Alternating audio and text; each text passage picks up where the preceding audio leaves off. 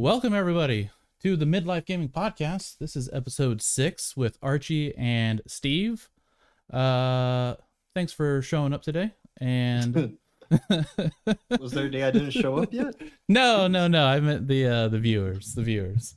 Oh. Let me make sure that your audio is all fine here right quick. You might be a little low, but I can change that on the fly. Let's just do... Yeah. Mic check, baby. 3, 2, 1. Perfect. All right. Okay. So, how's it been going, Steve? It's been good. Tired as hell, but other than that, it's been good. Good. Just another Monday. Your new setup. Yeah, another Monday, obviously, with work and everything. Whoop. Yeah, the new setup is just kind of a rearrangement, same room and everything. I'm getting a thumbs up from the side producer for your audio. Hey, 1 second. I'm having a quick technical difficulty. Be right back. Nope. All right, and we're back. Sorry about that. Yeah, I don't mind telling the viewers what happened there. So me and Archie were talking before we started. Doing a little barbecuing, and the back patio door is open, and every now and then a whiff of it comes in, and it sets off the fire alarm. So I just went ahead and closed that. Yeah. So if you're listening at a high volume, just maybe tone it down just a hair. Yeah, maybe just a little bit. Yeah, so let's go ahead and get into the news, Steve. Good to me. Sounds good to me.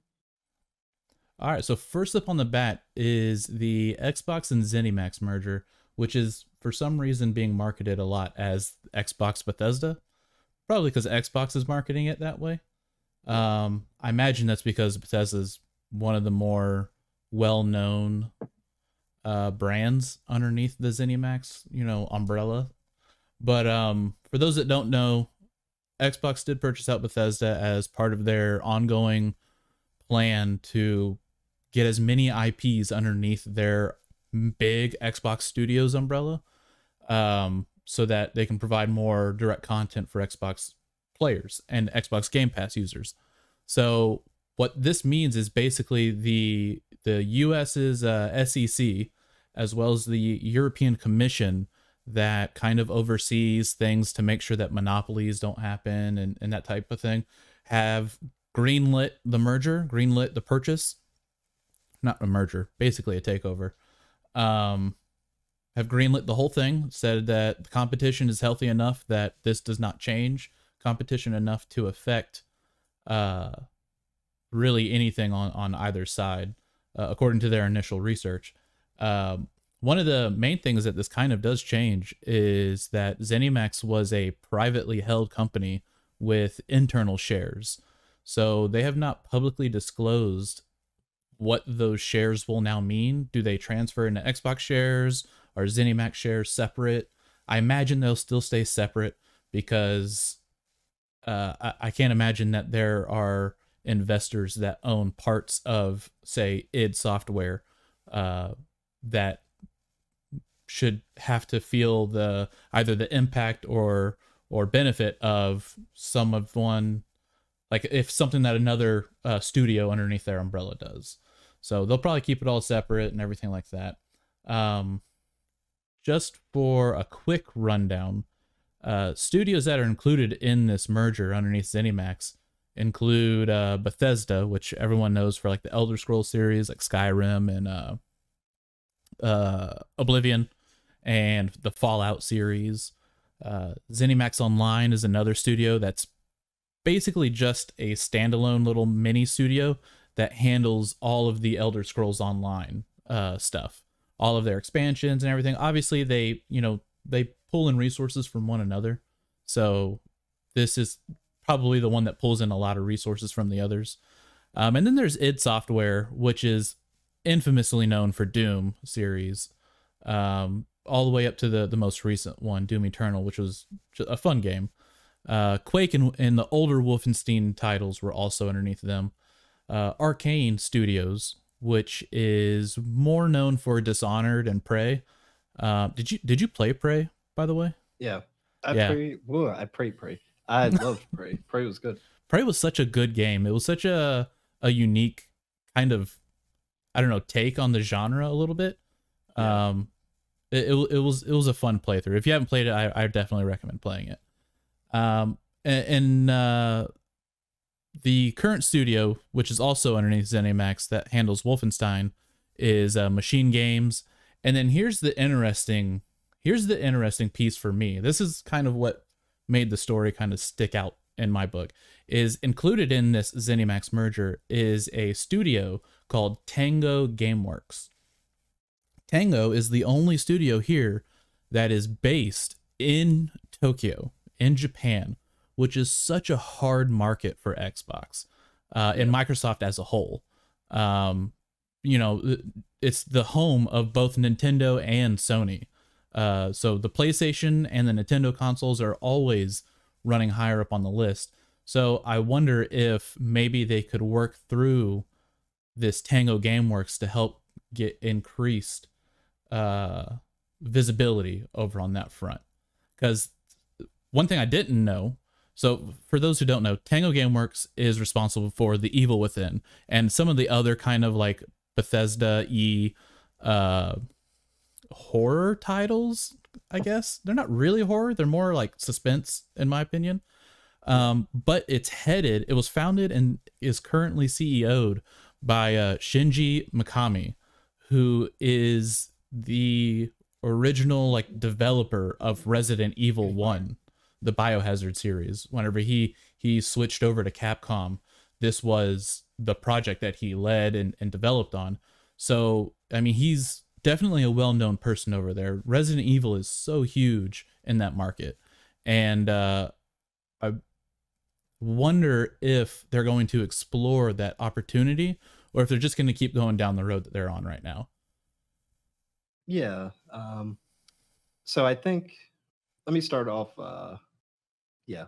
What I think is that you're absolutely right. I think that Xbox, obviously, their whole kind of vision here, the whole idea of the Xbox Game Studios is to buy up studios that are already successful and let them kind of continue what's already made them have their identity. I think that the big thing here is really all just a business decision that actually just happens to work in the favor of gamers. The biggest benefit of the gamers being if they're Bethesda isn't one that needed help, but if there was a company that Microsoft absorbed that didn't have the resources maybe to put out something like a AAA title, that's where Microsoft would be able to help them out with just giving resources while also letting them stick to whatever it is that made them successful already.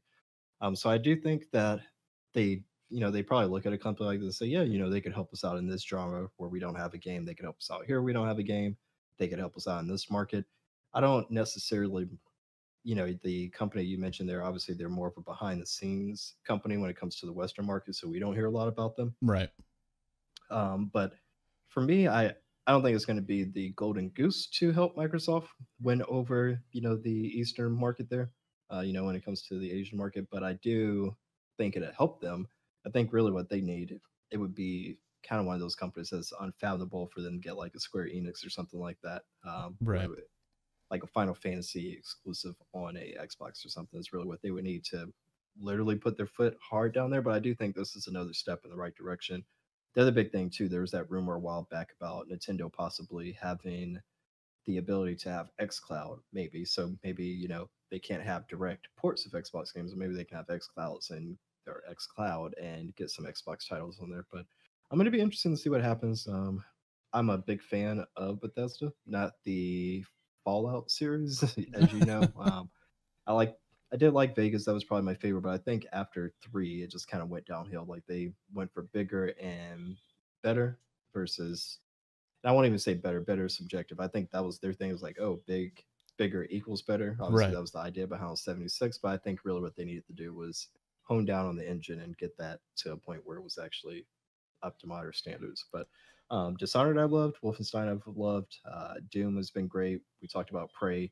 I have Evil Within bought, but I've never actually installed it to play. So I'll get around to that one day. But everything that Bethesda does, is at least quality outside of Fallout. I think like their other games aren't really bogged down with as many bugs as Fallout is. Right. I think both Fallout and Skyrim suffer from the same Yeah. the same kind of engine problems. They seem to have very similar bugs. There's almost always a day one item duplication bug. Somehow, someone manages to find it. Oh yeah. Uh, Whoops. and Bless you. it's oh yeah, it is an echo. Um, so it's I don't know. I think that you're absolutely right that it's not going to be their golden goose in because The Evil Within is a fun title, but it's more like an experience type title. Um, it's not something that I would play more than once. Maybe if I've like forgot what happened, I'd play the first one and the second one back to back if like a third one was coming out. But it doesn't have, you know, replayability, not to the level that I normally prefer to have replayability to it. But it's fine because it's a narrative driven, and I try to help support the solo narrative or even co-op narrative playing games. One interesting thing is while I was looking up and kind of chasing this rabbit down the rabbit hole, is I looked up the unit sales numbers, the last reported unit sales numbers for consoles in Japan, and at the very top of the list is the Nintendo DS. Oh, wow. This is inclusive of the DSi's as well, at 32.9 million units sold over the lifespan of the product. And then there were a couple more Nintendo consoles. I don't remember which one the other ones were, but in fourth place eventually came the PS2 at 21.4 million units. And the rest here is just for flavor to kind of swing the last point home.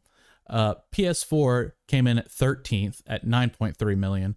The PlayStation Vita, which over here catastrophically failed, over there sold at 5.8 million units and is in 15th place. The Wii U, which kind of did bad everywhere almost because people just were confused what it really was, that sold 3.3 million units, placing it at 21st place in that market. And this is over all time. So like the Nintendo 64 is in this list somewhere. The 31st place is the PlayStation 5 at 363,000 units sold. And in 38th place is less than half of what the PS5 is the Xbox One at 140,000 units. It's doing so bad that over the lifespan of the original Xbox One has sold less than half of a console, the PlayStation 5, that is having availability problems across the globe. So, I mean, Microsoft is not doing well in this market, not even slightly. Like there's no way to look at these numbers and go, yeah, sure, they're doing okay. They're just not. It's just not an okay situation for them. Definitely some interesting numbers there. So what do you think? So this is not the first. This is, I don't know, like the 15th acquisition that Microsoft has made through Xbox.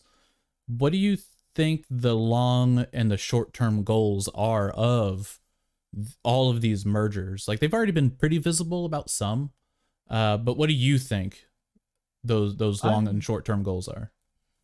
So I think honestly, Microsoft has so let me divide those up. Right. Xbox is in a great position because they're part of Microsoft and they're such a small percent of what Microsoft does that they really do kind of get a little bit more freedom than they really than a lot of other companies would have given. Like Sony, there's a lot of pressure on the PlayStation brand to perform to certain expectations. That's why they play it safe. They don't do a lot of, kind of the experimental stuff. They didn't go into streaming heavy, any of that. Right. Whereas for Microsoft and Xbox, it's such a small piece of the overall Microsoft revenue. Sure, it's $1 billion industry, but it's still not a multi-billion-dollar industry like Microsoft as a whole is. Right. So I don't think they really. That said, I don't think they have a lot of short-term goals other than don't lose subscribers. I think that the only goal they have is to continue to grow the player count.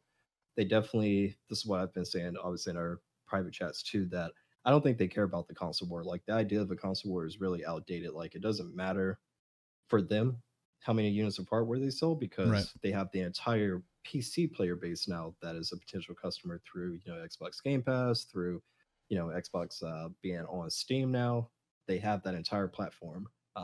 They're looking more at building out this ecosystem to where I think eventually, like I don't know if it'll ever be completely to where they don't have a console, but it's definitely getting to the point where you don't have to have a console to enjoy Xbox content. You know, it's coming Right. out with xCloud. There, you know, we were just talking a couple minutes about the potential of maybe if they were to come to Switch via some type of streaming service. So I think that for them, it's more about just getting players in, and the best way to get players in is to lock. I won't even say lock, but to get what players already play, get those favorite companies underneath their umbrella.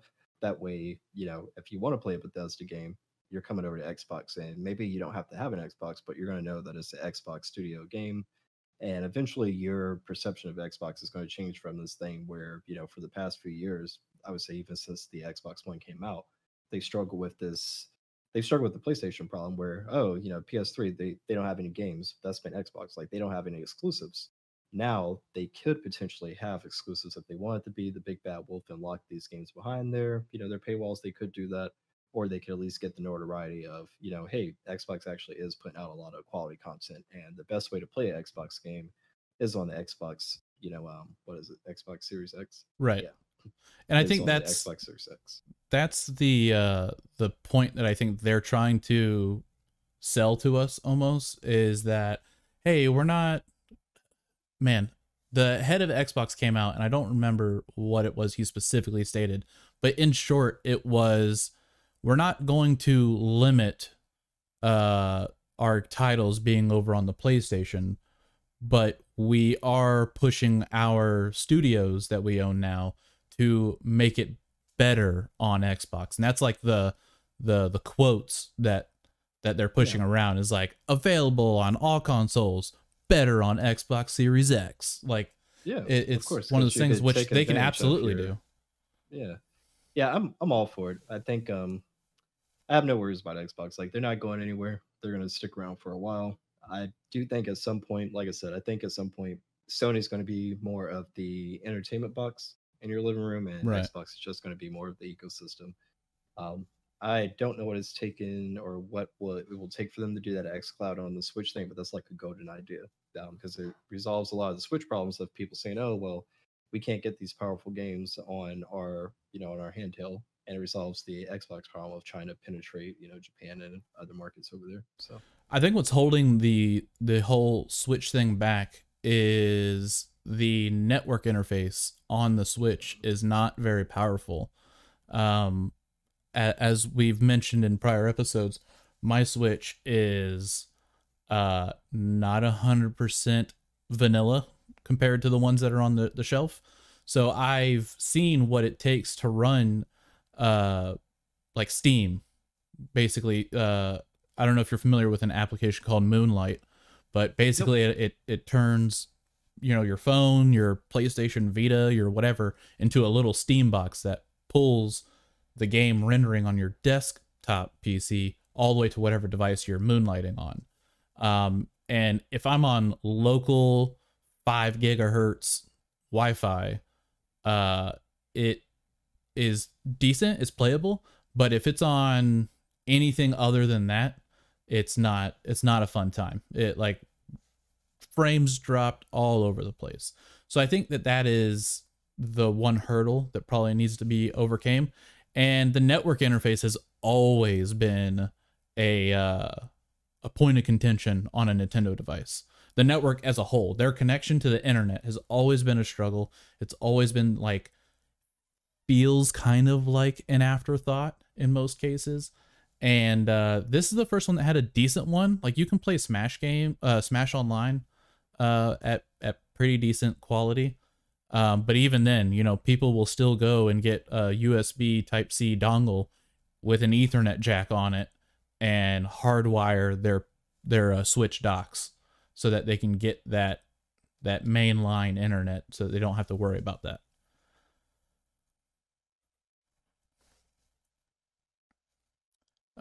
Let's see here.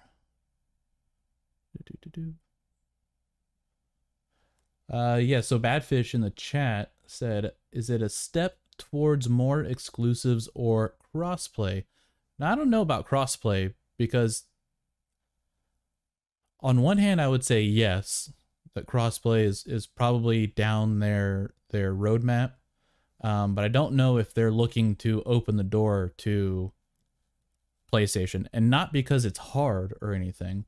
Uh, I don't know if you remember, Steve, but back when Fortnite was still kind of like in its infancy, they accidentally opened up uh, Yeah. multiple platform crossovers. People on PlayStation 4 were playing with Xbox One, were playing with PC people, and everyone was confused because some gamers realized that there were gamer tags that were allowing certain special characters that weren't allowed on other systems. So just something wasn't adding up there. And they looked into it, and sure enough, Epic came out and was like, "Hey, we accidentally did this thing that everyone's been asking for." Yeah. So I don't know. What's your take on that? On it, will this drive crossplay, or will this kind of lock it down to a PC Xbox crossplay environment? Um, so I don't think the Bethesda deals specifically will help drive anything just because, I'm kind of looking at this image now and they really don't have a huge amount of multiplayer titles Right. in their umbrella. Doom is one, Fallout 76. But just off the top of my head, they really don't have a ton. Overall, though, I think Xbox is trying to push the industry more in that direction of having crossplay. They kind of understand the concept that the more players you have actively playing the game, the more successful it's going to be. So Mm-hmm. it benefits a company like Microsoft. Who it doesn't benefit is the companies like Activision.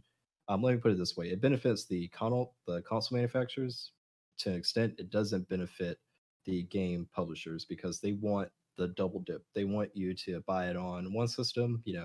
Oh, okay, hey, I started over here, but man, all of a sudden, all my friends got PS5s for Christmas, so they're playing on PlayStation now.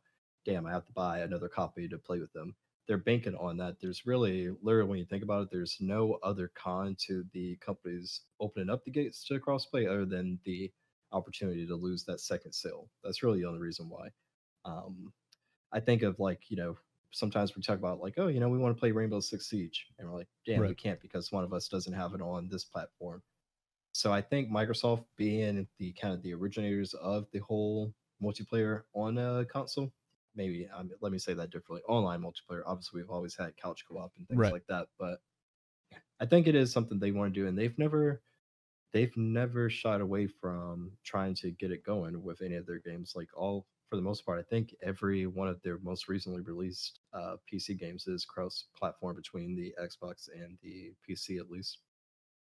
So I hope it keeps going that way. Exclusives, I think you will see some of that, but I don't think it would be for the big titles. But that's still yet to be seen, though. Well, because that quote that you mentioned from Phil Spencer, I don't know if it was the same quote or if it was a different one, but he did mention that there's some stuff we'll have to evaluate it on a like title by title basis, which that could go either way. Maybe you use your indies to draw people over Right. to a certain console and you maintain the big player base for your big titles, or you lure people in with the big titles and you give all your small stuff out to everybody. So there's two mindsets of that. It'd be interesting to kind of see how it goes. And I also wonder if that decision would be made based off of strictly how much funding Xbox would be providing to a specific project. Like if they're completely bankrolling something, I imagine that's going to lead to it, if nothing else, at least a timed exclusive. Yeah. Um, Well, it's interesting you said that because one of the quotes, this one I definitely remember. He said that the investment for them for a AAA game that they could recoup it without releasing to other platforms. So that kind of to me sounded like oh, maybe an that's a red indicator, flag. like yeah, so we'll see. Yeah, we will see. So I'll be keeping my Game Pass. It's great. I love it. All right, let's move on. We've talked a lot about this. Let's move along and let's hit up your talking point, Steve. What do we got here? So Elite Dangerous Odyssey. yeah, so if I know you'll pull it up here. So Yep. the trailer came out a few days ago. Looks like March. What was that? 6th, 4th. I can't really see it there, but a few days ago, I put this in our group text, and you said that you weren't that impressed, and I was like, holy shit, I'm super excited for the update. I think a lot of that just comes down to being a player of their current product. So Right. yeah, I think, man, I have at least 500 real hours in this game. I've gone all the way to the center of the galaxy and back. So, for those of you who don't know too much about it, Elite Dangerous is a RPG. set in space.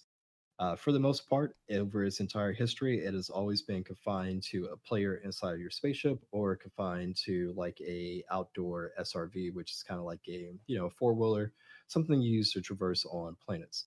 As you can see from the gameplay now, we're actually getting player avatars, and we'll be able to go down to planets. One of the cool things about Elite is that they have the entire Milky Way galaxy mapped one to one, so they've got all these star charts. Obviously, we don't know what all the planets look like, but they have enough data that they combine that with a kind of a what's the word there, procedural generation. Right, right, right.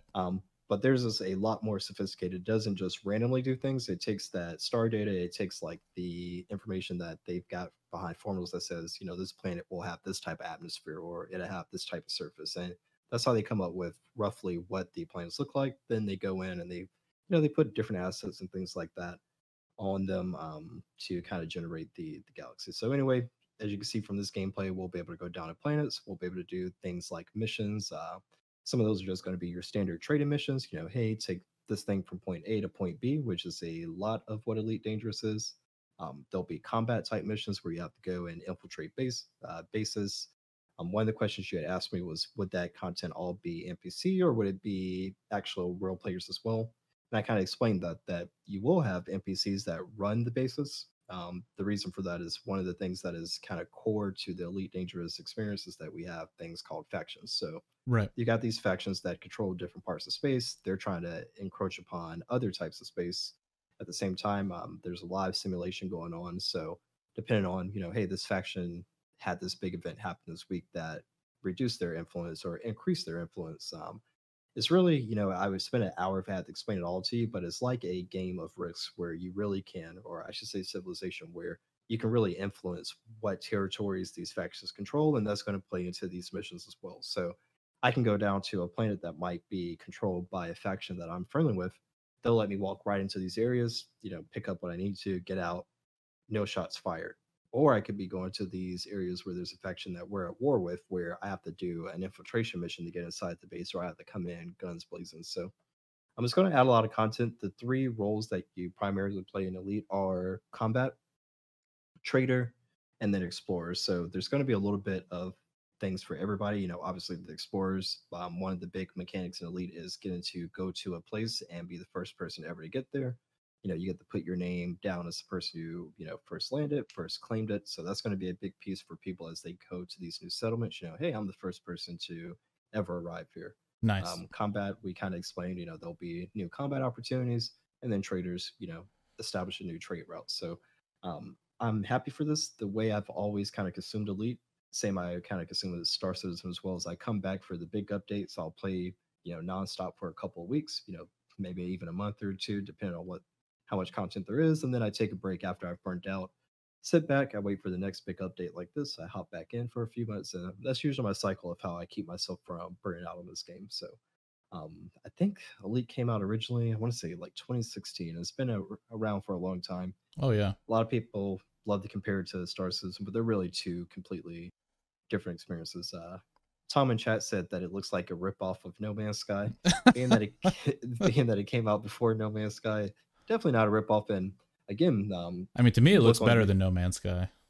Oh, it definitely is. The only thing that you don't get from this is that you don't get the customization of like creating, settlements and stuff like that. You don't get that in Star Citizen either. So at one point I had talked about making a video kind of comparison 3, but it's such a beaten up topic. A lot of people have already done it, but they're really like Star Citizen Elite and No Man's Sky. They offer 3 completely different type of experiences. So what's the key difference between this one and not No Man's Sky? What was the other one you said? Star Citizen. Star Citizen. Yes. What's the main difference between those two? So the main would be, it's really about the development process. Like they want to both do a lot of the same stuff. Mm-hmm. The big difference is how they've been developed. So they both came out of potential or somewhat Kickstarter situations. Like Star Citizen has been, I would say, 99% player funded. Frontier is behind Elite Dangerous, so they're the same studio that came out with Jurassic Park. Jurassic Park, like the park simulator thing. Yeah, I forgot what it was called. So they came out with that. Yeah, they're behind that. They're behind the Planet Coaster series, so they've had money in the bank to take a risk on this. Right. Elite is actually a very old game that dates back to like the mid '80s. You know, it goes one of the first like PC RPG games, so they have a deep history. They when they came out, they said what we're going to do is we're going to make a game that releases on day one that is a game, and we'll add different components over time. So for them, they add things like this as a big DLC patch. Whereas Star Citizen had everything listed in the Kickstarter, like, hey, once we get to this funding level, we're going to do this and we'll add this mechanic. So they had this whole big list of things that they wanted to get in. And the way that they're doing their development is basically everything. I don't want to say everything's being worked on at once, but you're seeing the game come together at once. Okay. So so that's why the development. I mean, a lot of people give them a lot of flack, but it hasn't really been that much longer than a GTA, a Red Dead Redemption, anything like that. And they're doing, I would say, just as much, if not more, work in terms of what they have to do to get to a full release. The only difference is you're behind the curtain, so you're seeing all that. So you're seeing all the janky stuff, that's happening during development process. Whereas with Elite, they don't let the player see that because they put out, hey, here's the big polished piece of content you can enjoy now. Come back in 6 months or a year for the next big content drop. So I Yeah. think, yeah. And The other big thing too is fidelity. Like Star Citizen definitely aims to be more of a pretty game. They're on the right. Cry engine, so Crisis and everything. Whereas Elite has their own proprietary thing. So there's a big piece of that too.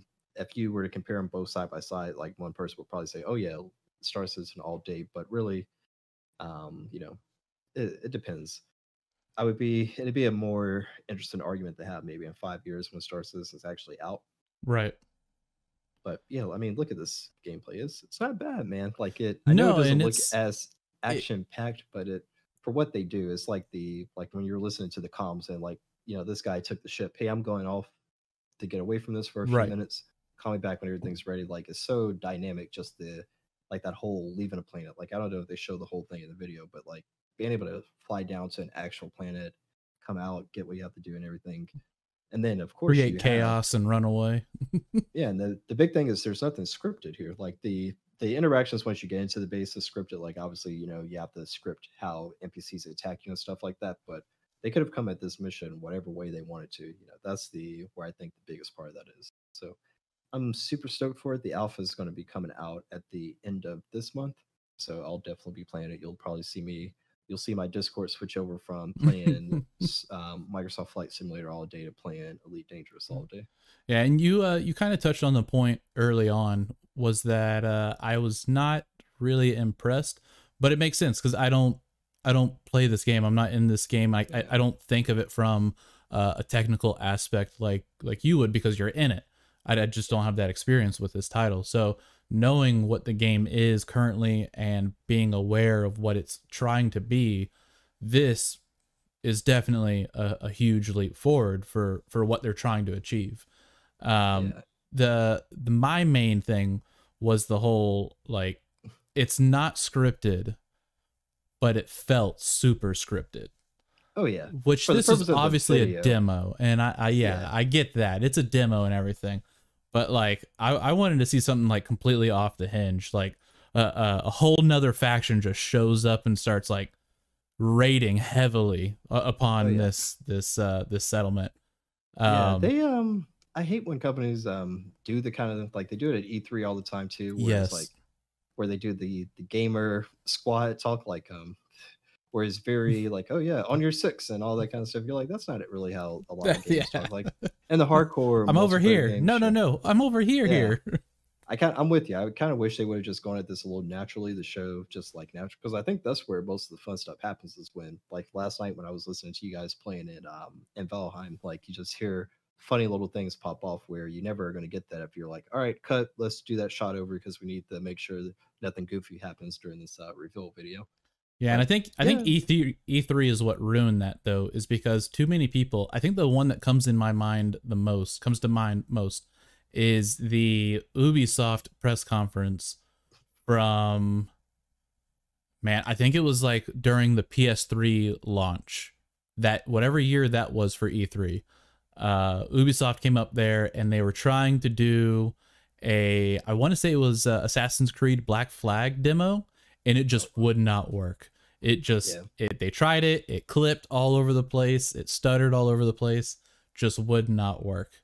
And shortly after that debacle, you definitely started to see more of this same style. Like everything's scripted, you know, the AI is toned down, and that's what I really wanted to know was, had they toned down this AI, because there's a ton of opportunities where these dudes are supposedly sneaking into this base, but they're just like casually strolling up through the main alleyway, Yeah. and they get dropped off by a giant ship that everyone has to know is there.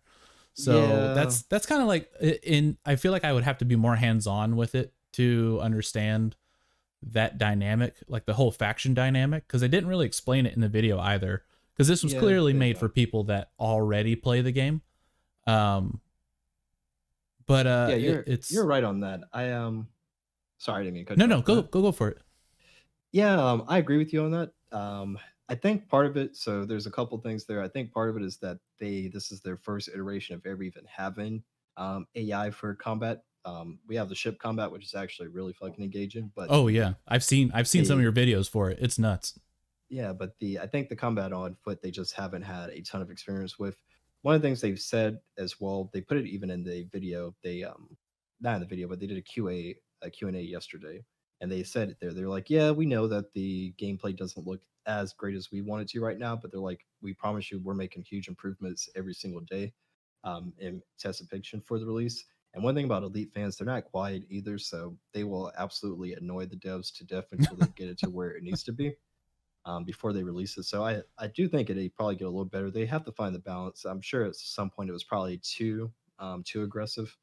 So they're probably trying to tone it down a little bit so it's actually manageable for players. But I'm still excited. I think it's going to add so much variety. Like when you think about the galaxy itself, you think about the number of planets there are, you think about the number of settlements they're going to be, the number of factions, the different type of gameplay styles. Like it's just going to create exponentially amount of opportunities to play this. So I'm hoping it pulls me back in. I really, I won't say that I'm stoked for the idea of what it can be. If it was just off the gameplay footage alone, I wouldn't be like, oh man, yeah, it's gonna be great. It looks good, but it's gonna be one of those things where I have to get my hands on to see how much it pulls me in. Yeah, this combat reminds me a lot of like Mass Effect 1, Yeah, like on easy mode, yeah, where enemies are just kind of standing around. But yeah, I'd agree. The AI is probably definitely being worked on.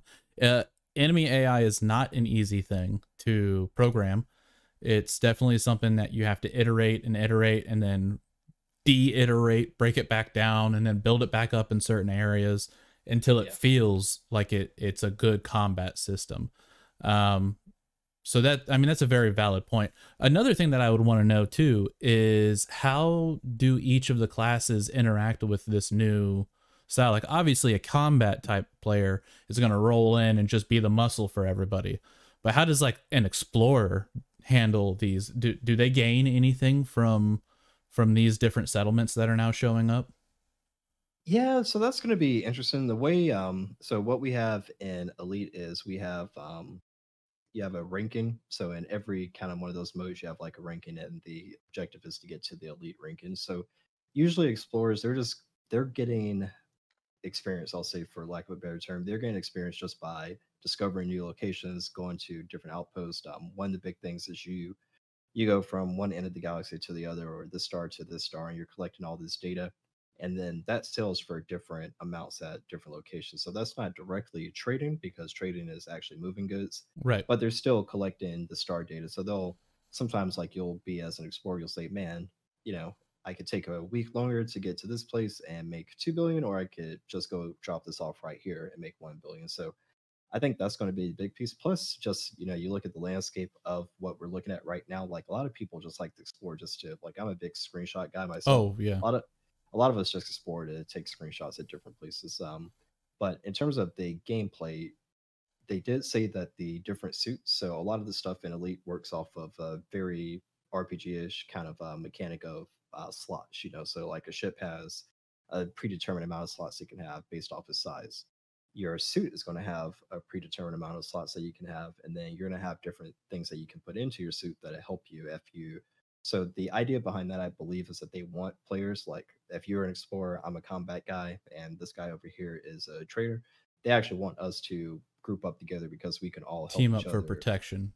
Yeah, the idea being that, you know, any planet we go down to, there's going to be something there for all of us, so we can team up together and benefit each other because you might have the gun power.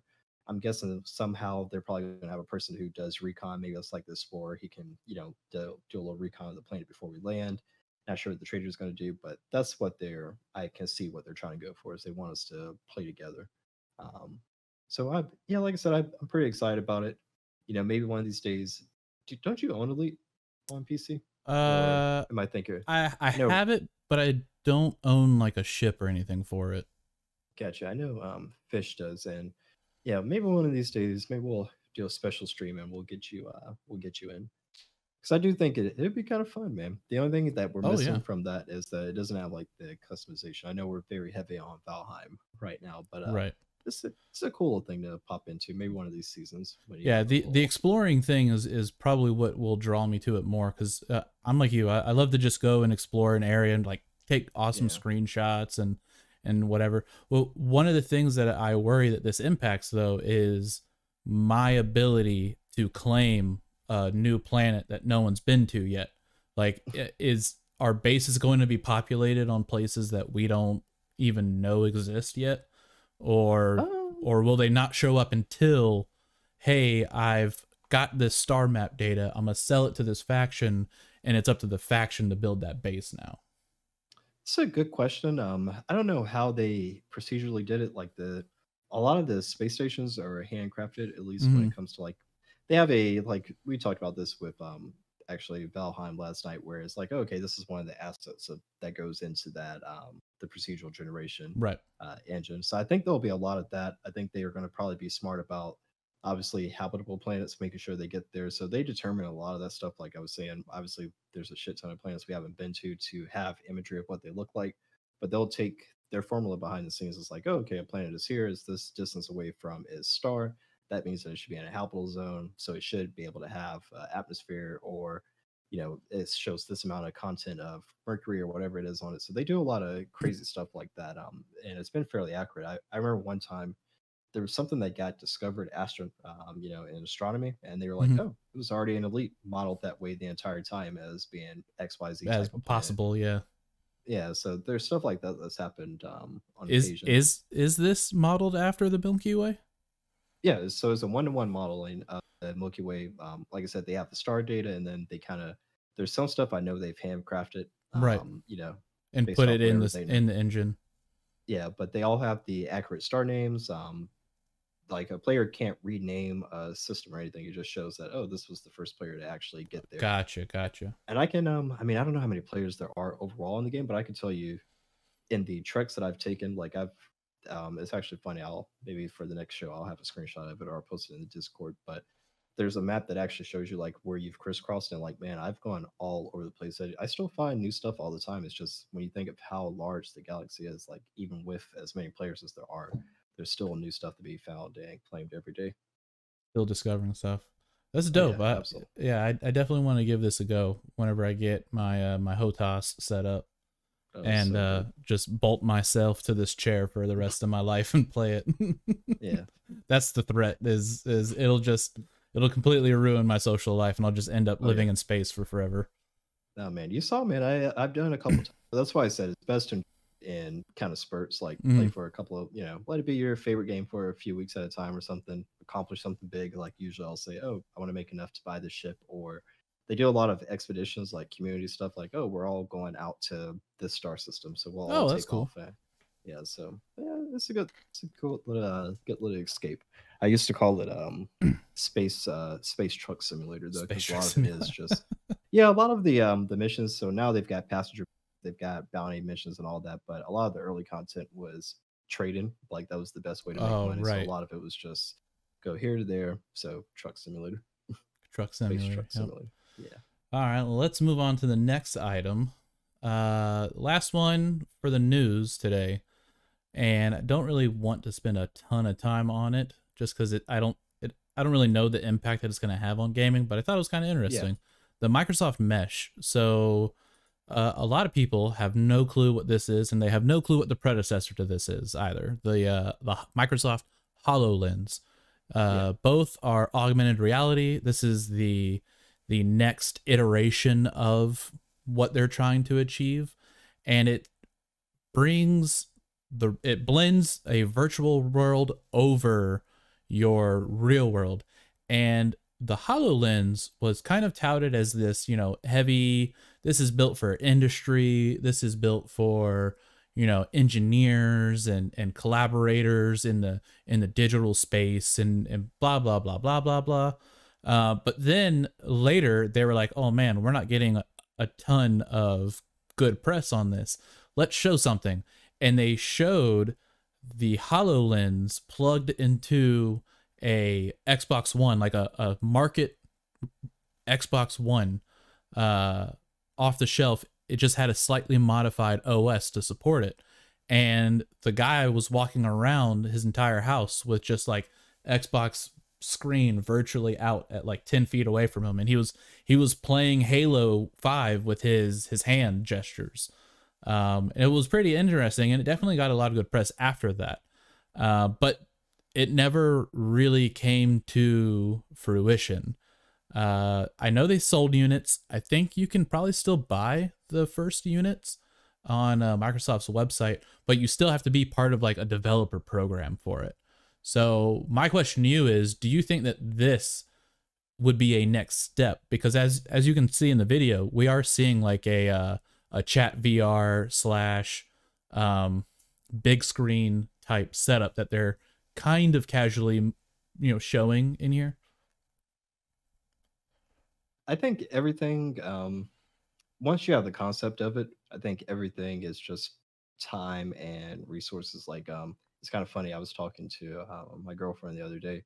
We were talking about, I was showing her this Oculus Rift stand I got off of Etsy, and it was obviously 3D printed because you could see like the little 3D printed lines and everything. I was like, what's so crazy about this is literally a concept that people thought about way back in the day on Star Trek, when they had I forgot what the device was called, but where pretty much anything can come into fruition Oh from yeah. basically nothing. And that's what a 3D printer does now. Like, yeah, you put a little bit of the resource in, but it can literally build anything based off the schematics there for you. So I think a little bit of that, I use that example because it's the same thing here. The only thing holding this idea back from working is processing power. It obviously works as a proof of concept right now. The headset has gotten smaller than the unit was when they were working with the HoloLens. You had I forgot, I think it was like a big box or something that you have to have attached because I remember them showing that Minecraft, for Oh yeah. example. At E3. Yeah, yeah, but I definitely do think this is a step in the next direction. It's interesting because I'm a big supporter of VR. I had the original Rift, I've got the Rift S now, and it is a great way to play games. The only thing about it, the only con for it is just the physical stuff. Like you have to wear this. I don't know if it's even a pound, but you have to wear this heavy headset on your head. You've got the cord attached back to you. Even though you're using the wireless ones, you still have this thing attached to you. Thing gets sweaty after a while. So what we need is for the processing power to get to a point where this is just a pair of glasses that you wear, something like that, Right. that will really make that functional out in the workplace. I'm sure there are a lot of mechanics that would love to have like that overlay showing you like, oh, here's exactly where that part should be. Or doctors like, oh yeah, this, let me make sure. Probably not a doctor. I wouldn't want them using that. I would want them to I be mean, skilled it's enough. a doctor is in their promo video, like Yeah, looking at but a kidney in three-dimensional space. exactly. Yeah, so right now it's just the only reason why they can't use that much is the processing power. If it had the power to where it could do those things efficiently on the fly and it still be comfortable, everyone would be using it. So it's definitely a great medium for gaming too. Like I absolutely love my VR games. They're the most Oh yeah. immersive thing you can get. Like Echo Arena, I love playing that. Like that is probably one of the best experiences I've had multiplayer wise at all, just because it connects you with all these different people from around the world and these co-op kind of experiences. Elite Dangerous, we were just talking about, like that game is absolutely phenomenal in VR. So the only thing that I kind of have a con against this is that it does seem like Microsoft keeps trying to push it in a different direction. Like obviously, most companies are doing like I get the need for AR, but I do like the a little bit more just because it completely takes you to a new place, whereas the AR is still where you're at currently. So you're kind of limited by your current surroundings. Right. But I think, I mean, as long as there's enough development power to go around for it, or I should say brain power. There's enough big ideas in Silicon Valley for both of those ideas to kind of keep the strength they need to keep going. And competition creates the best of things for the consumer. So let them keep competing, right? Yeah, and I think that this not having some type of like VR adapter, I don't even know how you would do it, because we can see this guy here, and we saw kind of the assembly video a little bit earlier. Yeah. These things are not tethered. They're not strapped to any type of PC or anything along those lines. So it's completely a wireless setup. But yeah, it's going to take that processing power to make it flow a little bit easier, because even in the marketing material here, which is like, you know, best case scenario type setups, there were still points where you could tell the 1-for-1 geometry was not mapping up correctly, and it would like kind of like jitter, not really stutter, just like a slight, you know, shift there. Which if they're targeting professionals in like engineering fields, that's not going to fly. It's never going to fly, because most of them have such tight tolerances that if that the little jittering is occurring because it can't get that exact 1.0 for 1.0 ratio, then it's just going to sit on a shelf somewhere. It's going to be some CEO's plaything whenever he shows off his business model to someone else, you know. Yeah. I didn't even know that was the thing until I helped someone else with that. But yeah, I don't know. I would like to see them. I would like to see Microsoft's full take on a true VR headset. Like, no beating around the bush. Like, hey, here is an Xbox Series X compatible VR headset intended for gaming. It hits, you know, 4K on each eyeball at 60 frames. Let's make it happen. But yeah, I mean, they keep touting around like this, and it. I wouldn't really say that the HoloLens was a failure, because I don't think their expectation was for it to be such a big success. But I mean, eventually they're gonna have to kick over a product that makes good money. There's gonna need to be a return on investment, I think. Yeah, and Tom in the chat also said, "Didn't the Connect fail?" The Connect was a failure. It was. The first one actually wasn't that bad. It was more of a failure in terms of like gamer perception, because gamers were pretty upset about it at that time. But in terms of sales, they actually did pretty good. Oh yeah. The second one failed because it was bundled in with the Xbox One, and it was required to have it at launch. And it was another thing of that one was more of the combined failure of the Xbox One at the same time. Had that been Right. released as a standalone thing, it might have been successful. I actually like, I don't use it for games, but I love it as like my Xbox assistant. Like, you know, hey, Oh turn on yeah. my Xbox, go to this channel, all that kind of stuff. Which is now built in with Cortana. You can do that with the controller and everything, but I still prefer the original Kinect version of it. You know, Xbox do this, Xbox do Just that. being able to yell. You don't have to input anything. Yeah, but yeah, it's it'll be interesting. So they haven't themselves come out with a headset, but one thing they recommend is reverb a lot. As Mm, a Microsoft Flight Simulator player, mm-hmm. they added VR in one of their recent updates. So as a company, they, at least on the gaming arm of the company, they definitely understand that there's a market for VR. So it's kind of cool that it came out on PC. I wonder if that is a telltale sign of maybe something being in the future for the console version as well, because In the works. usually, yeah, because I that is a good thing. Like, they're one of the updates that Flight Simulator is doing is they're adding DX12, and the reason they're doing that is because they need it for consoles. So it's kind of interesting they took development time away to put into VR, which only benefits one platform. So there could be something there, or it could just be, you know, flight sim players kind of expect VR as well. Right. Who really knows? So we'll see how that Could have goes. just been like the easiest to work with partner. They're like, yep, Yeah, plug it in. Here's the official thing. yeah. Everybody else can look for workarounds. Yeah, because if you remember the original Oculus, that also was they didn't have a partner. Well, they had a partnership, not in terms of like publishing or anything like that, but they included an Xbox controller with the original Oculus. And a Right. lot of people, we were really holding on. We really thought that with the Series X, like that was a, they even mentioned it in one of the Series X videos at some point. Not the Series X, what's the Xbox Pro X, whatever, from the previous generation, Oh, Xbox just the One. Xbox One Yeah, the X. Xbox One X. They had mentioned in one of the promo videos for that, like, oh, it's got enough power to be VR compatible. You know, so we thought, okay, you guys are getting something, Maybe. but Yeah.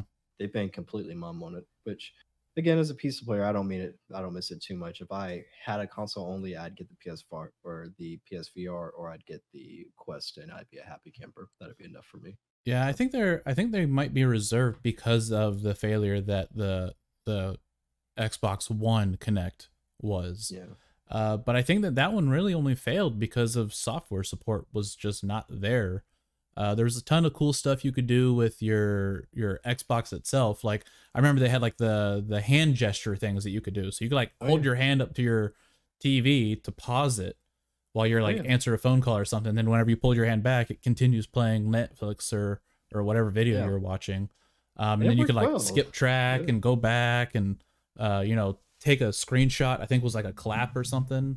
It was yeah, it worked it- really well too. It was, I think, the limitation there again was just processing power. Like, if there's more of it, then it would have worked more fluently. see, Especially, I don't think processing power was the issue though, because if you go to uh oh, perfect there was example, definitely a processing power. perfect So it example wasn't. though, if you Go ahead. go to Universal Orlando and you go to the Harry Potter section that is inside of Universal Studios, Diagon Alley, there's a little, I don't know what you would call it, like a little experience that you can have in Diagon Alley back there, where you do your little wand flick, and off to the side is a legitimate Xbox One Connect system looking at you, and it does a 1-for-1 mapping for you, and it does it flawlessly. So I don't think processing power on the Connects piece is what is needed. It's the driver, like the thing that's pushing it to be used, the computer that it's plugged into is probably what the limiting factor is. Yeah, so just to circle back to that, the what you originally said was like in terms of like the output of studios and game development. The reason I said processing power, because there's a, and I looked it up here really quick while you're talking. Mm-hmm. One of the big things when they started selling the non-connect versions of the Xbox One, the Mm-hmm. developers were like, "Thank you," because it freed up like 10 to 15% of processing power that Oh was yeah, used. Yeah, so I meant like in terms of that, make it developers run hate it slimmer. because, Gotcha. yeah, because they always had to, that 10% was always allocated to the Connect. You know, no matter what you were doing, you had to, because there was a potential that a gamer could be using the Connect for XYZ. You know, they back then they had the, what was it? The snap feature and all that kind of stuff. So Right. that is what I meant for why like why developers probably didn't use it as much, just because of that. There were a lot of cool ideas that they could have developed, but just didn't get them. And now we're seeing them in the PS5 controller. Like a lot of that stuff with like the audio coming through and the player being able to kind of manipulate that. A lot of it's being used now, but I think they just, that was the whole Xbox One launch was a fumble of marketing. It wasn't Oh yeah. really a fumble of the hardware, because there was nothing wrong with the hardware to keep you from being a gamer. It was just that they put the obnoxious stuff up front when they should have just Right. talked about the games. Yeah. Yeah, it wasn't until like a year or two later when we got the OS refresh that everything was like, okay, this feels like a real console now. Yeah. This feels smooth. I can actually play my Blu-rays in it now because it doesn't take forever in a day to boot it up. Oh yeah. And Um, man, now it's so good. Like the latest dashboard is pretty good. I love it. oh, absolutely. Yeah, I would love to see like an Xbox dashboard on my PC, like kind of Steam big screen mode, Oh but wow. just like Xbox it out, just boop, bring it up there. All Oh, right, that's funny. so let's move along. That's all we had in the news for this week. We're gonna move along into what is on our radar. Let's go ahead and kick it off with your item here, Steve. I so I have to tell you something really quick. Okay, I'm here. I can breathe. I can breathe a sigh of relief. So, can I cuss on this podcast? Can I do that? Yeah, go for it. My my fucking Steam account got suspended last night. Oh no. Yeah, and I was like, so I logged in this morning. I'm like, what the fuck is this? Why did my Steam account get suspended? So I look, and you know how you've probably been lucky enough never to have a Steam ban before, but you get No. this little message. It tells you your account's been banned, and mine was like your community account's been permanently banned. And then all it said for the reason, it said comments. I'm like, what comments? And I don't use the discussion forums on Steam a lot, Right. And I looked at my notification, and they just happened to, it showed me the link of what had been deleted. And it was a comment that I actually made regarding Flight Simulator, because, you know, I'm a third party developer, all that. Right. They have a forum over there where I can post, hey, here's a link to my shit. So I was like, Right. it was because of that. So luckily, as we were sitting here, I got a message from them. And they said, hey, we've unlocked your account. Our bad. We didn't.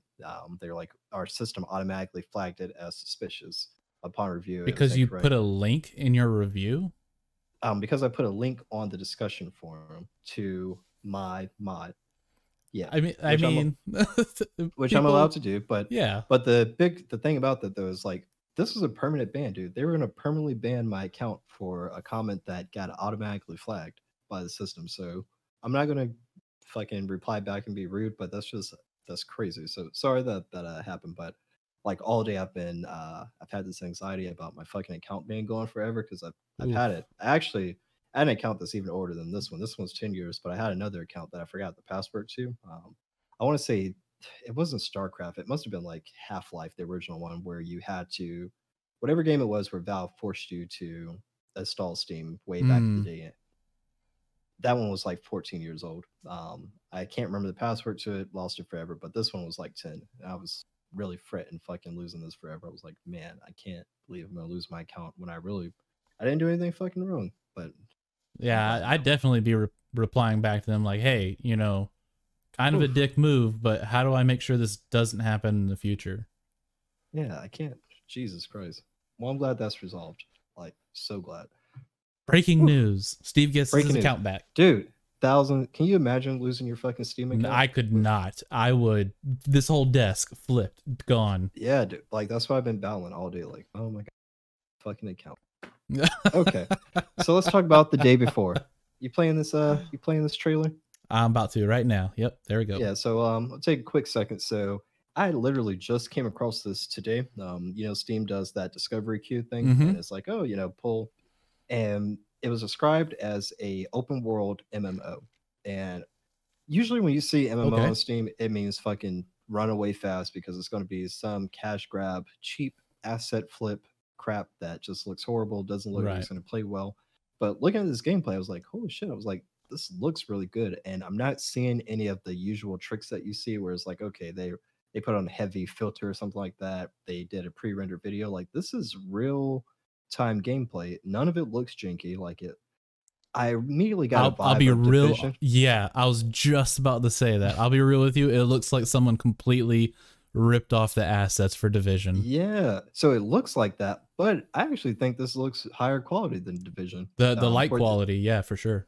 Yeah, like it, the theme of it, I think you just can't get around that, because it's post-apocalyptic, you know, city, urban environment. So you can't get around that piece. But I think a lot of what they do, like when you actually watch the gameplay, like it is a where Division is a loot shooter RPG, like that is the benefit or the draw to it. Is like, oh, you know, get with your friends and, you know, let's go run this strike for the 13th time to get the most this higher level gun, or this red rifle, or whatever the hell it is, you know, that you're playing for. Whereas this, reading over the description, what they're going for is they want a living world. Like, they want you to find a gutted apartment building, and you and 5 people, either, you know, you guys are always at war over trying to take that over, or you 5 say, hey, you know what, we're going to make this our home. So they really are going for that. The players make their own gameplay. Like, this isn't a that tank that just rolled up isn't supposed to be a NPC. I'm assuming that's another player, just based off the description of what I was reading regarding the gameplay. Yeah.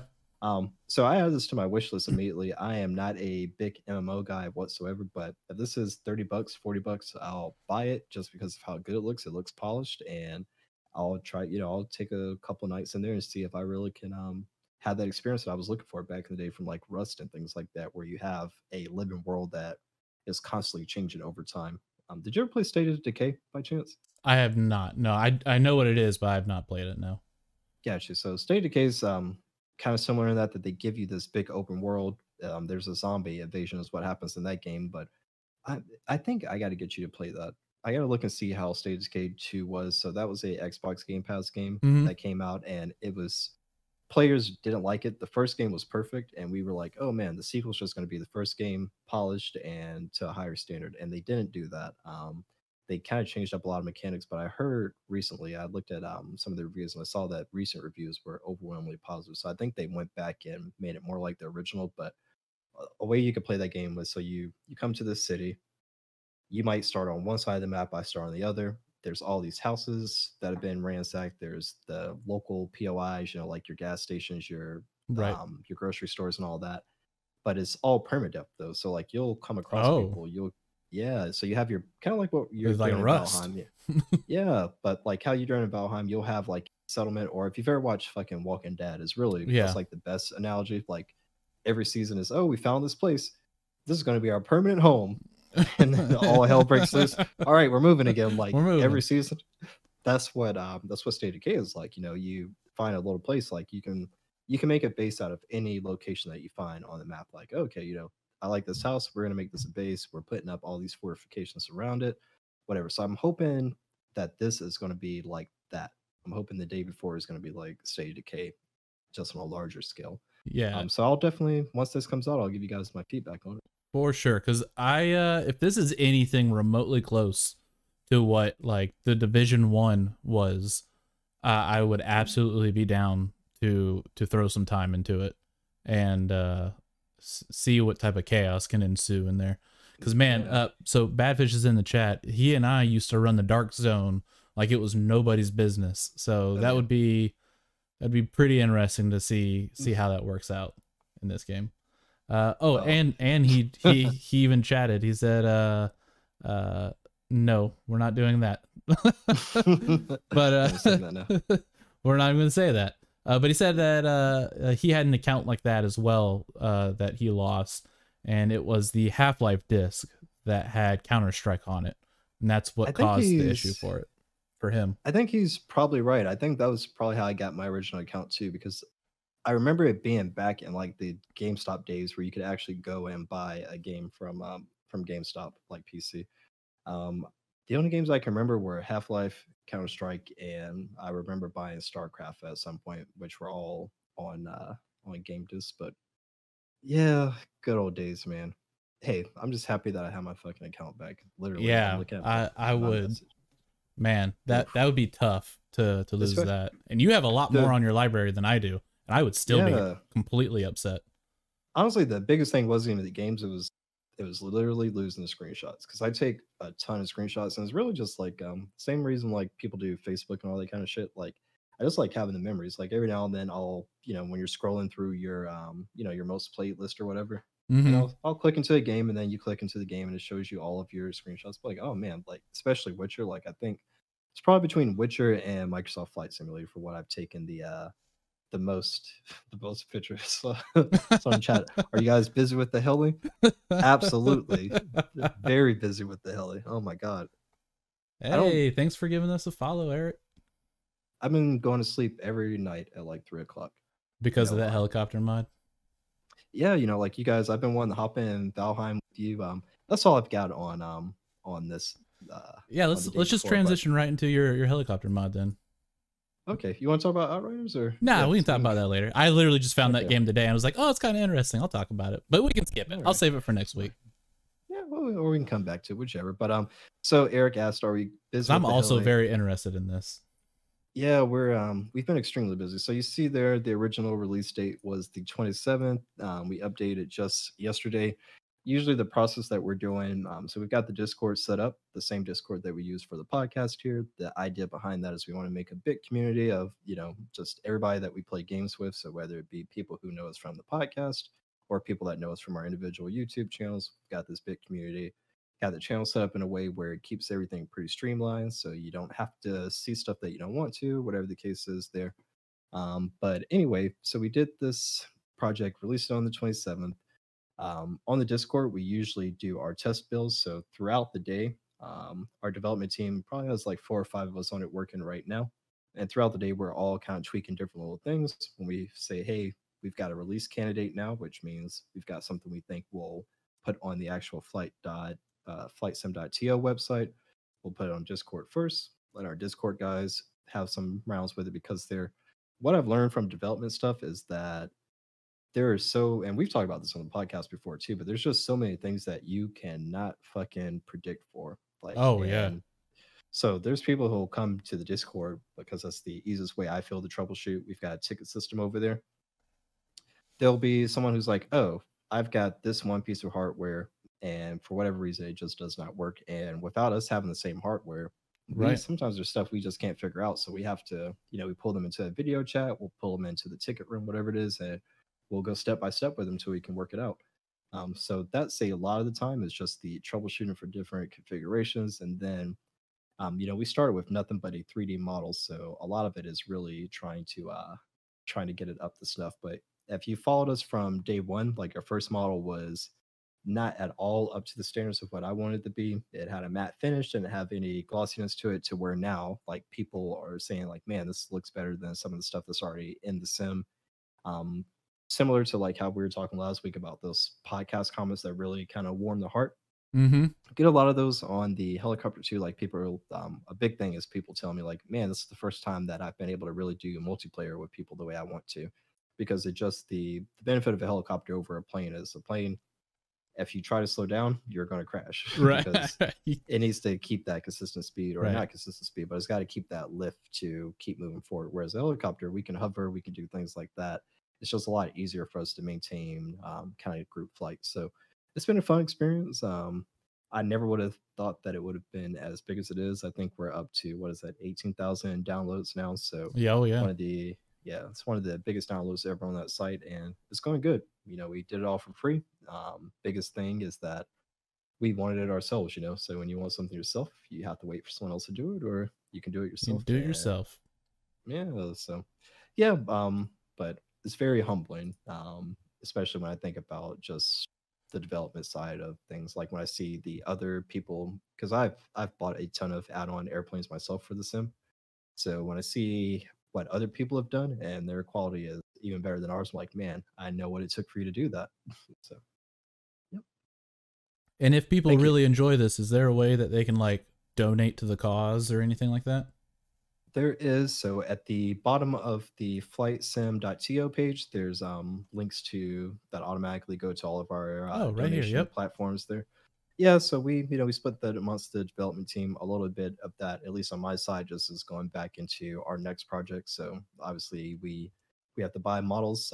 If we had the experience to build a 3D model ourselves from the ground up, we would do that. But basically, what we do is we go out and find a high quality 3D model of what we want. So like this here would have just been a shell of everything, and then we go in and we've got a good guy that we work with that creates all the paint jobs for us, what they call liveries in the flight sim community.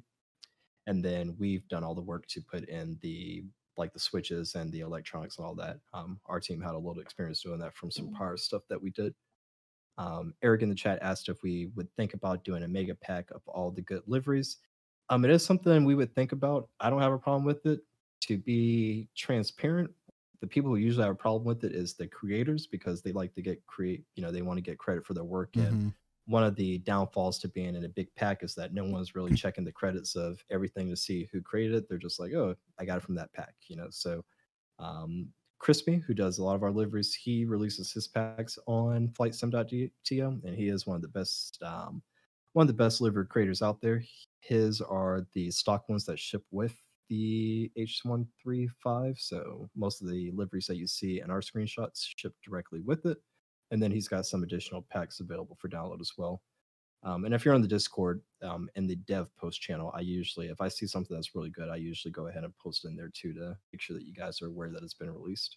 So, but yeah, that's that. I appreciate all the support that we've gotten. The biggest thing that you guys can do for us is word of mouth. Word of mouth is the biggest. Like the donations and all is great, but none of us were in it for the money. Like we've all got full time jobs that we have to do when we're not doing this. So it's encouraging because it lets us know that somebody really appreciates something enough to pay for it. But the biggest thing is definitely the word of mouth. Just help us get more people flying it.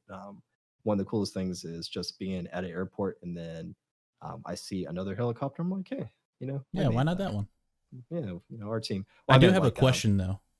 yeah, go ahead. So when say if someone's watching this that doesn't have Microsoft Flight Simulator, which is what this mod is for, Yeah. is the mod restricted to a specific platform currently? Yes. The reason being, and that's actually a good question. So right now, Microsoft Flight Simulator has only been released for PC. It is coming to Xbox in this summer. So Hmm. that's what I was saying a couple moments back about them getting a DX12 ready. That's so they can do this port over to Xbox. We don't know what's going to happen when they come to Xbox in terms of mods. So I think the only example of mod support being out there right now is, what is it? Fallout has a mod Yeah, system in Fallout it. 4. Yeah. Yeah, so I don't know personally because the thing about it, the developers of the simulator, Asobo Studios, they've talked a lot about this as well. There's an in-game marketplace right now on the PC version, but it's a paid marketplace where everything gets vetted. It all has to go through their certification process, to make sure that it doesn't contain any copyrighted materials, anything like that. Right. They've talked about wanting to do a free market, which wouldn't have any type of moderation on it. Players could just upload as they want, continue on with their Chaos. Just yeah pure chaos. chaos. Yeah, per chaos, but everything is dependent on you. And the Right. reason for that is on PC, it's more likely that people are going to do that themselves anyway because it's Can't easy really for you to stop do them. it.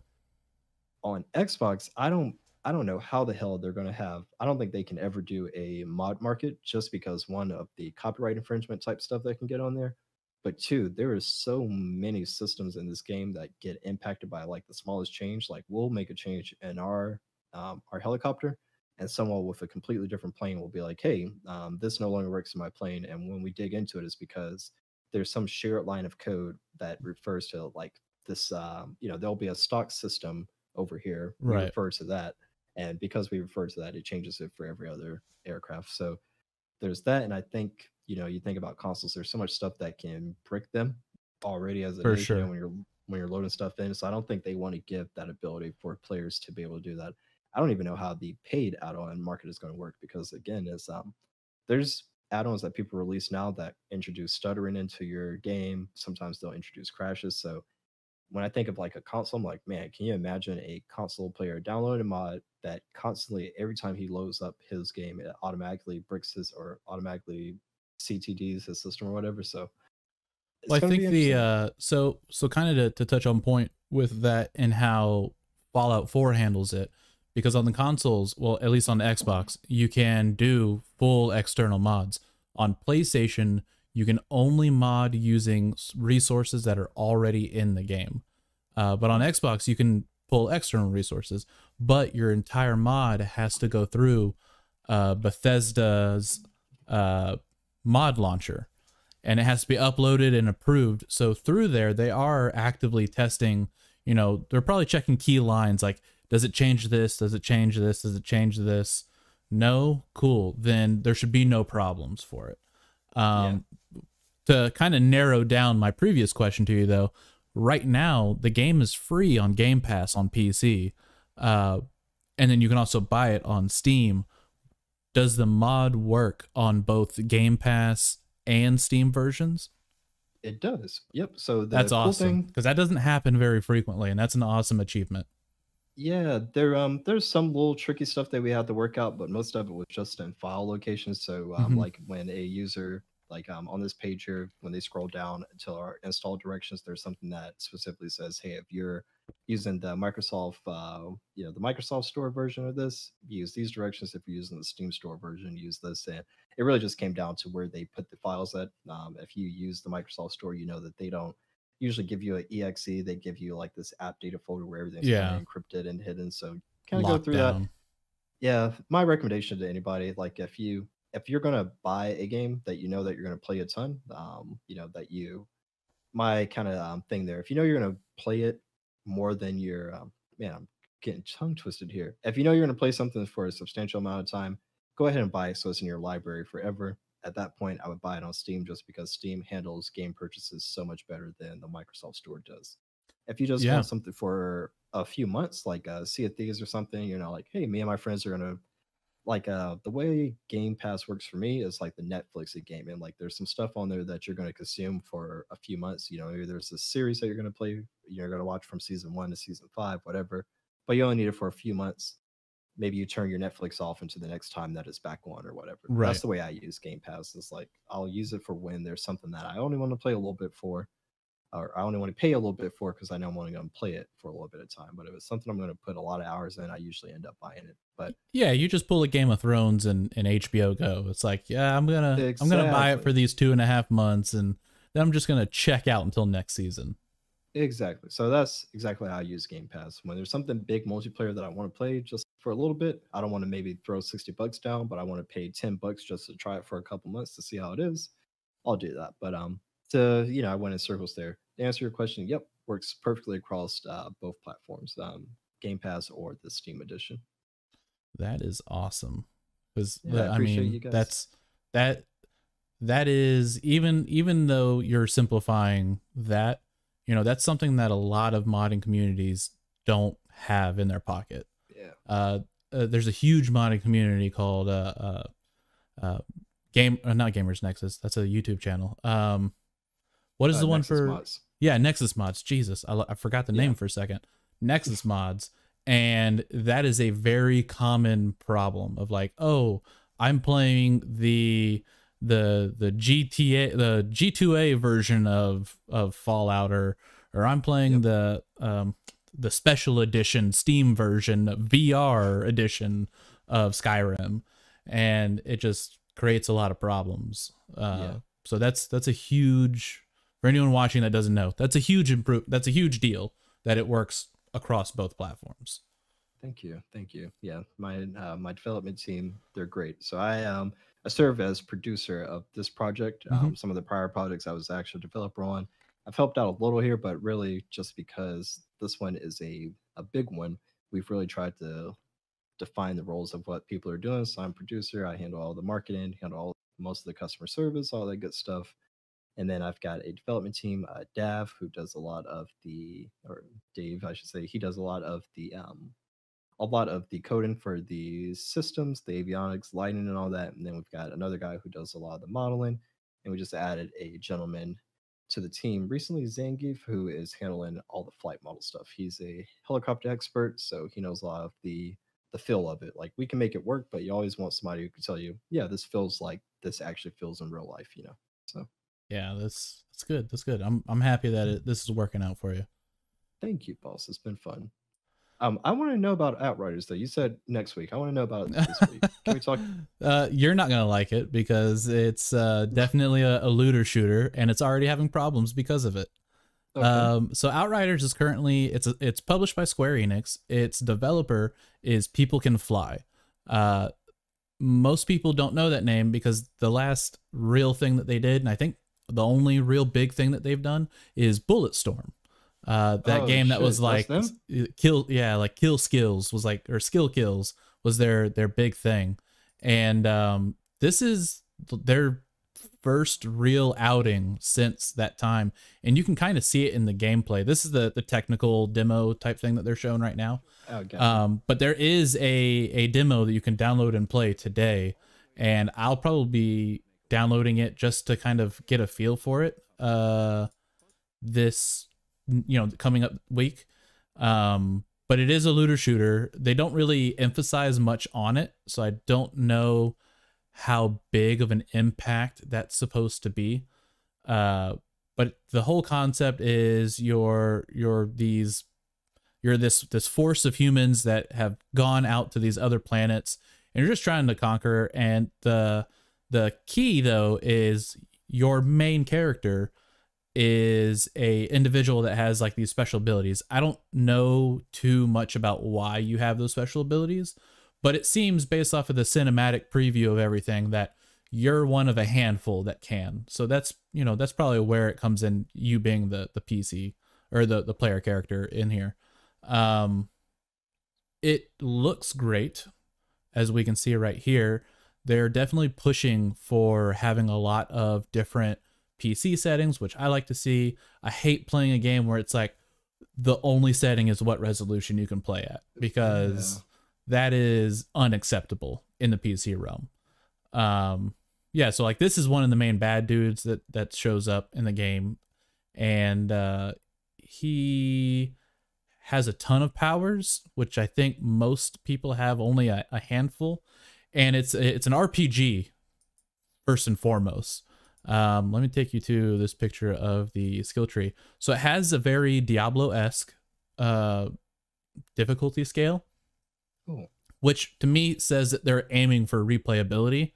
Yeah. So you have like their story mode, your easy mode, normal, and then of course loot gets better with each tier of difficulty. And just kind of by looking here, it looks like there's 15 tiers of difficulty.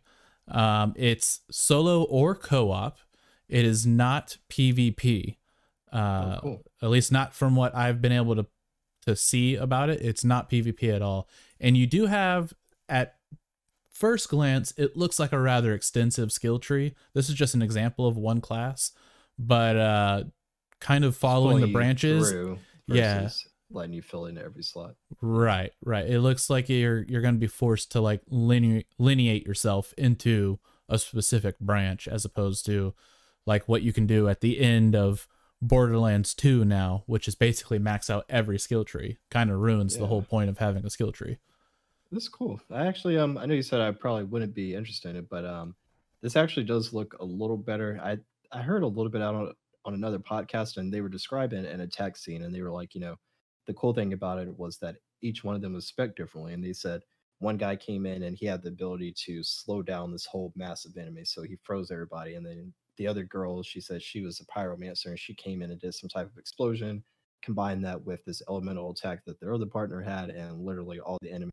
They were saying that there's like dismemberment graphics and things in the game. They were like literally the whole group of enemies just decomposed right there, like imploded with all their body parts scattered. So, which makes sense because of the Bulletstorm engine was very well put at that very aspect. It was, did I lop off? I got bonus points for lopping off an arm versus lopping off a leg type of thing.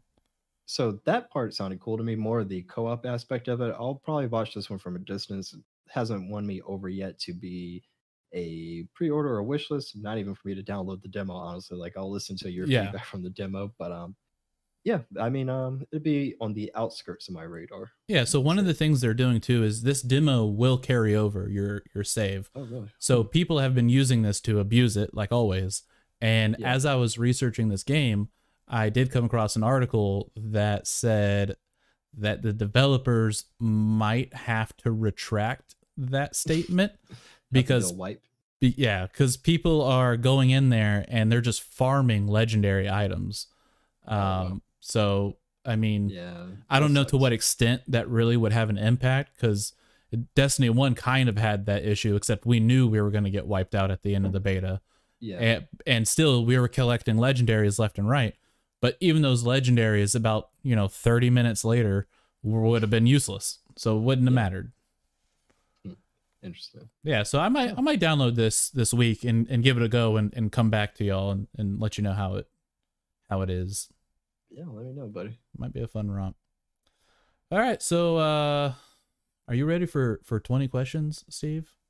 I am ready for video game 20 questions. I'm ready. Are you ready to test your knowledge? Oh man, so do you have the scoreboard so far? No, I don't. I've got it here. So episode 3 was, and we won't do this every week, but just a quick recap. Every week on our podcast, we like to play a game called Video Game 20 Questions, where we challenge each other to guess a game that we've come up with. And they've got 20 questions to figure that out. Yes or no questions only. And yes, the points don't matter. Correct. Somebody got that reference. So episode 3, Archie was able to guess the game in just 14 questions. That was Mass Effect 2. Episode 4, Archie was actually challenged me. I was not able to guess Grand Theft Auto 5 within my 20 questions. So we're back this week to Archie challenging me. You missed last week. Last week I was challenged and I did not get Diddy Kong Racing. Oh, that's why it's not in here. Okay, great. So back to me. Yep. So it's I'm challenging you this week. So let's go ahead and get started. I got the paper ready. Okay. No Googling stuff. That's cheating. Oh no, I was right in the answers. So my first question will be: is this a game that is exclusive to a particular console manufacturer? Nope. Sony, Nintendo, or Xbox? Nope. Not an exclusive. All right. In any extent. Is this game prior to... Wait. Was this game released prior to the Xbox 360? Prior to the Xbox 360? Hang on real quick. Let me pull that up. Release date. So the 360's release date was November 2005. And no, it was not released before the 360. Okay. Yeah, I had to look it up, so that lets me know it's a little bit older. Thank you very much. Well, I just didn't know when the 360's release date was. Did this game appear on the Xbox 360? It did, yes. That's 3. Has it appeared on the Xbox One? Yes, it has. That's 4. Has it appeared on the Xbox One as a remake or remaster? Ooh, that's a tough question. I'll explain it. I would by default say no, but it did come out on the Xbox One kind of slightly rebranded. It did have a little bit of a different it didn't really have it kind of did have a different titling and a different update. Like the game itself, while it was ported over to the Xbox One, did receive a rather drastic change. Gotcha. Did this title also appear on a Nintendo console? I'm pretty sure the answer is yes. Let me double check though. I don't want to steer you down the wrong path. Yes, it has been on a Nintendo console. Has it been released on the Nintendo Switch? Yes, it has been released on the Switch. Is this a RPG game? Yeah, it's within the RPG realm. In this game, do you have a party with you? Yes. For the overwhelming majority of the game in its narrative playthrough, yes.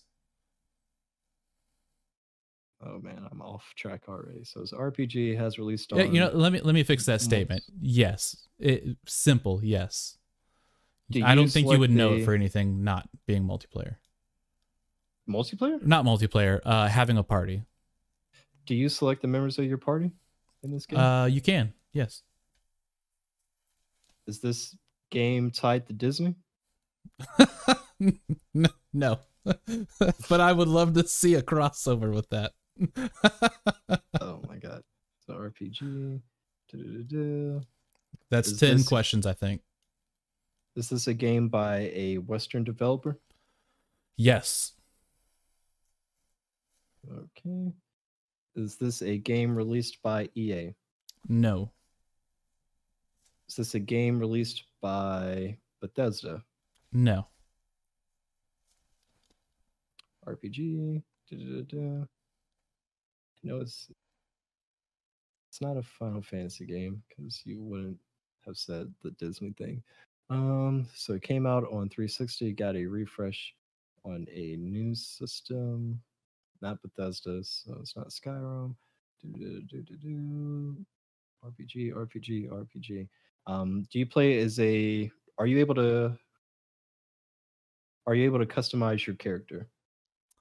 Yes. Yes, you are. Well, can you specify your question a little bit deeper? I'll remake that question. Is there a create a player in this game? No. Okay. Damn. I mean, technically yes, but I don't think that it's on the level that you are asking about. Technically, yes. My answer would be, if someone had asked me, "Hey, what are the character customization settings look like for your characters in this game?" I'd say limited, extremely limited. But your outfits, I'll give you a little hint though. The customization though is heavy on what you're wearing. That doesn't help at all. Well, it should. Once you figure it out, you'll. And it's not a game released by CDPR? No. Okay. That's 14. What is that? 14, 6 questions to bring it home. RPG. Does your player have a gun in this game? No. Is this game set in medieval times or like fantasy lore times? Yes. Is this game by EA? Didn't you ask that already? Did I? No, I think. Well, I don't remember if you said EA or Activision. Either way, I'll say no, and I'll give you that question for free. Okay, so it's not EA, Activision, RPG. Man, I am not. What are the big RPGs that I'm not thinking of? So you got Elder Scrolls. It's a big one. It's a big one. Is this a turn-based RPG? No. So it's a real-time fighting RPG. I asked about the fantasy time, and you said yes, correct? Correct. Okay. It's that medieval fantasy, but I wouldn't let that guide you too strongly in one direction. Do you have the option to play as a female or male in this game? You do, yes.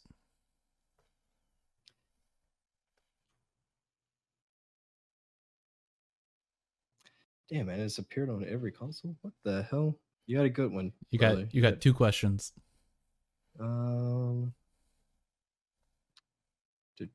Yeah, like I said before the show, this is one that, like, man, I would kick myself for not knowing, but I promise you I wouldn't get it.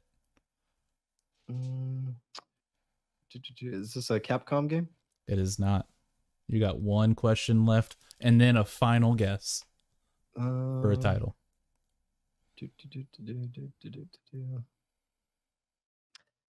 In this game, do you use magic? You can. You don't have to, but you can. Sometimes you can't. Is it Fable? It is not Fable. I ran out. And Fable's an Xbox exclusive. What the hell is it? This is Diablo 3. I even snuck a hint earlier in the conversation about it. I would have never gotten Diablo 3 because I've never played Diablo 3. Are you serious right now?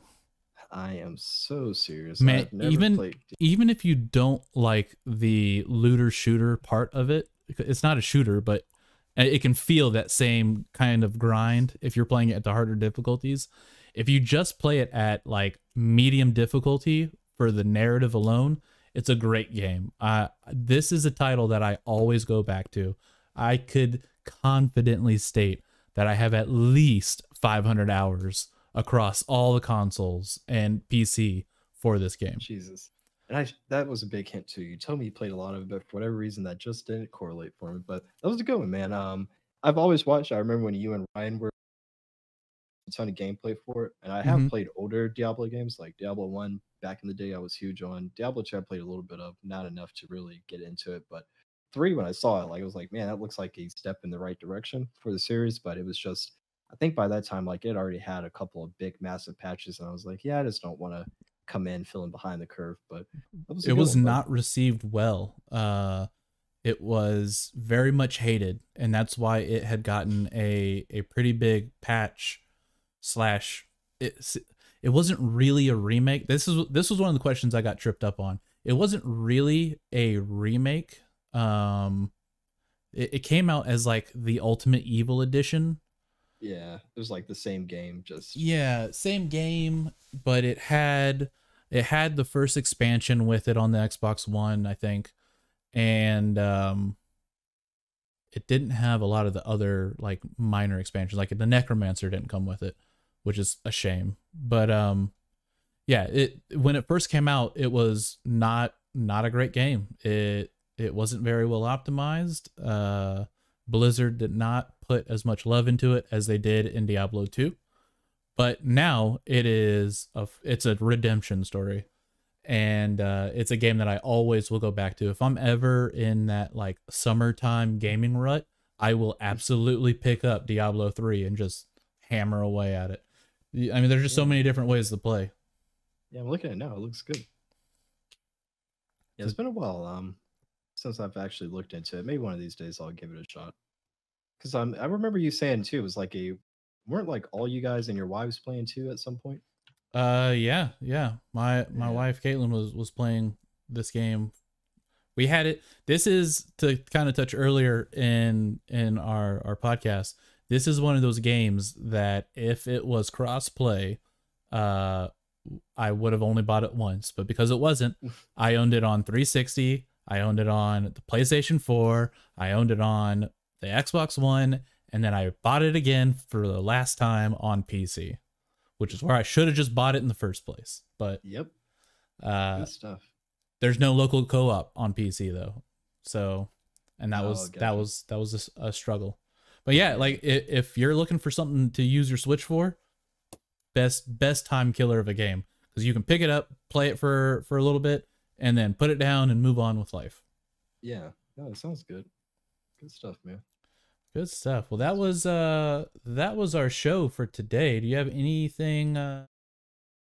Didn't want to end yet. Did you have anything left you wanted to remark? Yeah, no, other than that, we hit episode 5 last week. This is episode 6. So I want to say thank you for putting this together. It's been a fun thing to just get my buddy every weekend shoot shit on the games that we've been talking about in the news and all of that. Looking forward to the next episode, man. Yeah, me too. Of course, you guys, you can see on screen right there. Those are our Twitter handles. So you can find Archie on Twitter at this guy Archie. You can find me at Pharaoh Steve. We dropped the link to our Discord and chat a little bit earlier in the show.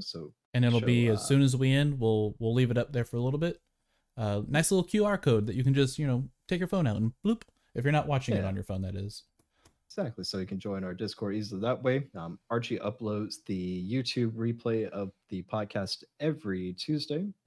What is that? Usually around 5 p.m. Or I tried around 5, assuming my computer doesn't hate me that day. It's probably by 5. Yeah. So if you missed the live show for any reason, you can always catch us on YouTube. Cool thing about live is if you guys ever have any questions or commentary you want to throw at us while we go over the news, you could do that. And usually you see we read the comments live on air. So we'd love to have some audience participation, over the next few weeks as we continue to grow the cast here. Yeah, absolutely. Well, thank you so much for your time, Steve. Love your brother, and I'll catch you in the DMs. Adios.